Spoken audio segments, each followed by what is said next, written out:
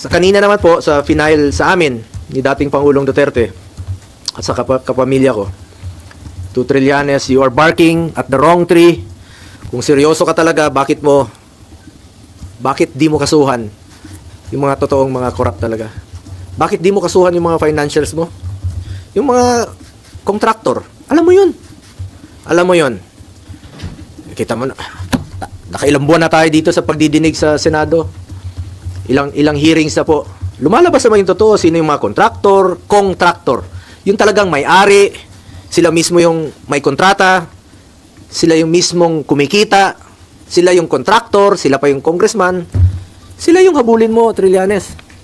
Ayaw mong habulin dahil financer mo nga. Tama yung sinabi ni Senator Bato noon na may mga financer ka. Baka nga yung ginamit mong pondong yon nanggaling pa sa flood control. Yung pag-imbestiga mo noon kay dating Pangulong Duterte, maaaring galing pa yun sa flood control. Huwag ka magmalinis dito. Huwag mong ilihis ang totoong issue. Dito lang tayo sa katotohanan. Seek the truth, not the script, not the playbook. Nasa na yung mga dapat kasuhan sa issue ng flood control? Nasa na? Bakit walang mga pinangalanan na malalaking tao? Yung mga buhaya. Ba't pilit yung pinagtatakpan? Yung totoong issue rito, flood control at ghost projects. Nasa na po? Kaya nakikiusap po ako sa ICI, sa Ombudsman, sa DPWH. Kasuhan nyo yung mga malalaking tao. Yung sangkot sa flood control. Yung sangkot dito sa mga ghost projects. Inaantay po ng tao. Pag inilihis nyo po ang katotohanan, magulo po ito. Magulo po ito. At isa po itong lumang tugtugin mula sa lumang script. Recycled na po yung mga issue. Pilit binubuhay para lang mapinturahan po ako ng maitim para siya po ang magmukhang maputi. My conscience is clear.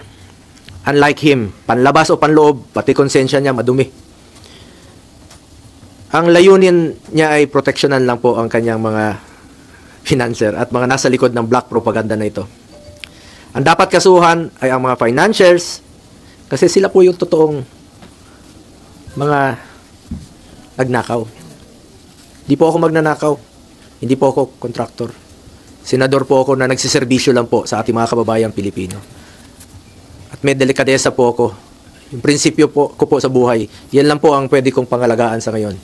Pangalan ko po at hindi ko sasayangin yan. Kesa sayangin natin dito sa walang kwentang paninira, tatrabaho na lang po ako. Serbisyo, pagmamalasakit at sipag po ang pwede kong ialay sa ating mga kababayang Pilipino. Tingnan nyo lang po kung hindi ba recycled ito. Rehash. 2018, September of 2018. Bago yung halalan, no? Bago pa ako nag-file. Unang tumakbo bilang senador. Nag-ingay na siya noon. Siniraan na niya ako. Siya pa ang senador noon, no? Ako hindi pa. Kandidato pa lang. Same issue. Noong 2021, akala naman niya natatakbo ako. Same issue. July of 2021. Last year, nung ako po'y patakbo muli for re-election, July 6 of 2024. Same issue. Same. Yung suot niya, ngayon, ay araw na ito, July of 2024, last year po ito. Yung suot niyang polo, pareho pa rin ng kulay, yung suot niya ngayon. Rehash pa rin, pati polo niya, rehash pa rin. Ginamit muli. Yun pa rin ang ginamit niyang paninira sa akin. Para siya ang pumuti. Nagpolo na nga siya ng puti para pumuti kunwari. Pero yung kanyang hangarin ay napaka dumi. Alam nyo, nung ako po ay nag-obserba ng delikadesa sa buhay ko, baka pamilya niya po hindi. Nabalitaan tayo noon, mismo yung tatay niya naging dealer po sa GHQ ng Armed Forces. At nabalitaan nga natin na kakasino rin. At may mga ghost rin na yun ang nabalitaan ko noon. So, sana naman tingnan mo ng mabuti kung sino yung walang delikadesa sa atin.